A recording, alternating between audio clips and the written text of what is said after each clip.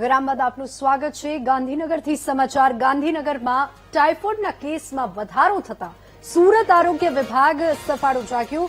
સુરતમાં પાણીપુરી વિક્રેતાઓ સામે આરોગ્ય વિભાગની કાર્યવાહી કરવામાં આવી છે। સતત છઠ્ઠા દિવસે સુરતના વિવિધ વિસ્તારોમાં તપાસ હાથ ધરવામાં આવી છે। સુરતના અનેક વિસ્તારમાંથી અખાદ્ય પાણીપુરીનો જથ્થો મળી આવ્યો છે।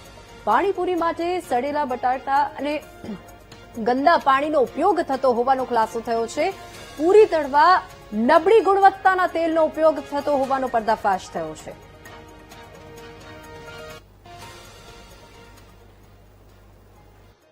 ગાંધીનગરમાં જે રીતે ટાઇફોઇડના કેસોમાં વધારો થયો અને રોગચાળો વકર્યો તેને લઈને સમગ્ર રાજ્યનું આરોગ્ય તંત્ર જે રીતે હરકતમાં આવ્યું હતું સદંતર સઘન કામગીરી કરી રહ્યું હતું। સુરતમાં પણ જુદા જુદા વિસ્તારોમાં ખાસ કરીને પાણીપુરી સહિતના જે વિક્રેતાઓ છે ત્યાં તપાસ હાથ ધરી હતી અને મોટી સંખ્યામાં સુરત મહાનગરપાલિકાના આરોગ્ય વિભાગે કાર્યવાહી હાથ ધરી હતી। અનેક જથ્થાનો નાશ કર્યો હતો। આપણી સાથે આરોગ્ય અધિકારી જોડાયા છે, તેઓની સાથે વાત કરીશું। સાહેબ, સુરતમાં કયા કયા વિસ્તારોમાં કઈ રીતનું આખું ચેકિંગ રહ્યું અને કઈ રીતની કામગીરી રહી?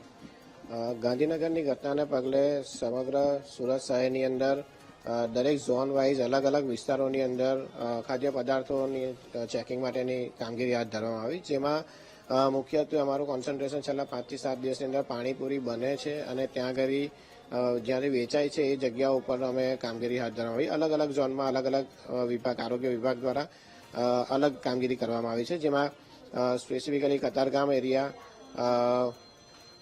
કતારગામ અને પારસ એરિયા, એ ઉપરાંત Pandesara, Bhamroli area, Talangpur area, Un area, Althan Bhimrad area, એ બધા અલગ અલગ એરિયાની અંદર કામગીરી કરવામાં આવી છે, જેમાં છેલ્લા 5 થી 7 દિવસની અંદર આશરે 1800થી વધારે યુનિટોનો સઘન ચેકિંગ હાથ ધરવામાં આવ્યું, જેમાં લગભગ 1400 કિલોથી વધારે અખાદ્ય પદાર્થોનો નાશ કરવામાં આવ્યો છે।